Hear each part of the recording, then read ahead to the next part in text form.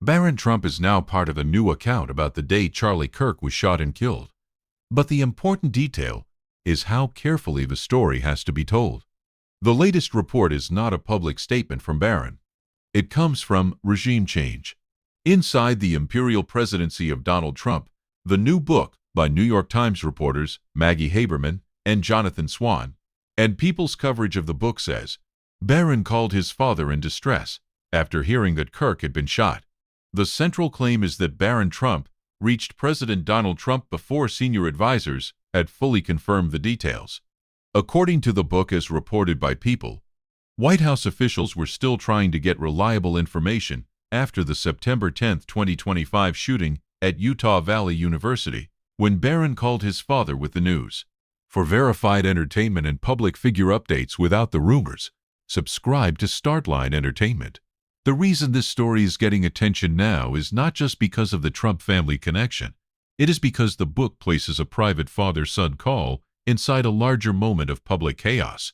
Kirk, a conservative activist and founder of Turning Point USA, was speaking at a student-sponsored event at Utah Valley University in Orem, Utah, when he was shot.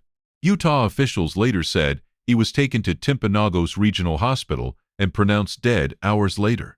People reports that Barron, who was 19 at the time, was a fan of Kirk and worried about the danger facing his father after previous threats and assassination attempts. The book claims Barron told Trump that this was what could happen when someone goes out in public, and that Trump tried to calm him while also appearing shaken himself. That is the emotional center of the new report. It is not a claim about Barron making policy, and it is not proof of any hidden decision inside the White House. It is a reported account of a family member reacting to the killing of a public figure he admired, while also worrying about his father's safety. That distinction matters because Barron Trump rarely speaks publicly, and there is no public statement from him confirming the call in his own words. The official timeline of the shooting has been reported separately from the book. The Utah Department of Public Safety said Kirk was speaking at approximately 12:20 p.m. Mountain Time at Utah Valley University when he was shot, and the agency described the shooting as a targeted attack. The FBI's Utah Valley shooting page later stated that a suspect was in custody and that the FBI had worked with Utah authorities on the investigation. The legal case is still ongoing. The Associated Press reported this week that Tyler Robinson, 23, has not entered a plea and is charged with aggravated murder in Kirk's killing. AP also reported that a Utah judge denied a defense request to force Robinson's former roommate to testify in person at a preliminary hearing, while noting that the hearing is meant to decide whether there is enough evidence for trial, not guilt or innocence. That is why the wording has to stay precise. Robinson is accused and charged.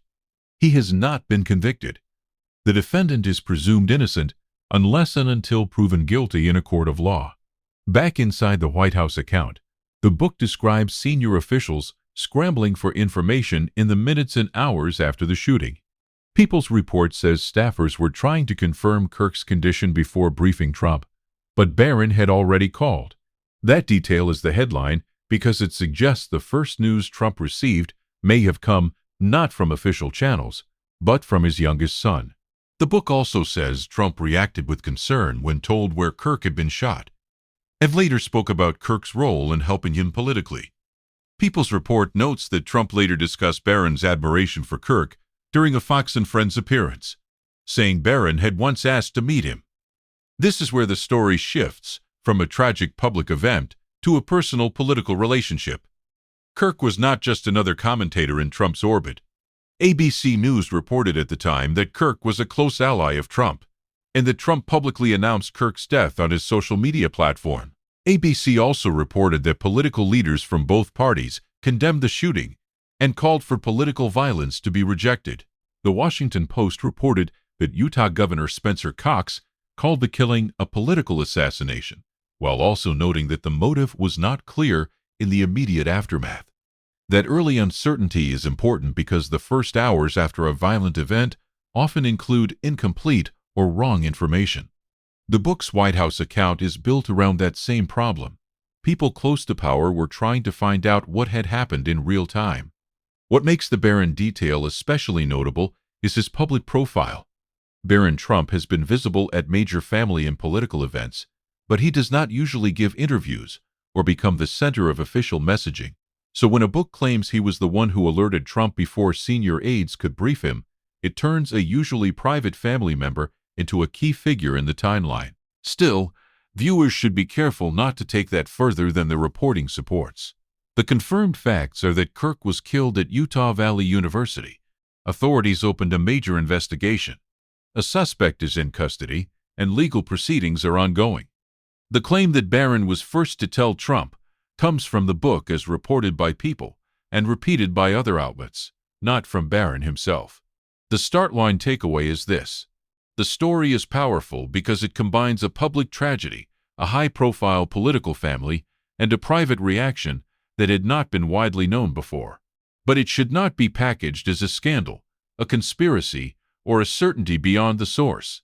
The strongest, safest framing is that a new book claims Barron Trump called his father in distress after Charlie Kirk was shot, and that the call reportedly came as White House aides were still racing to confirm the facts. For now, the current status is clear. Charlie Kirk's killing remains the subject of an active legal case. The new book has added a reported behind-the-scenes moment involving Barron and Donald Trump. What remains unconfirmed is Barron's own account of that call, because he has not publicly spoken about it himself.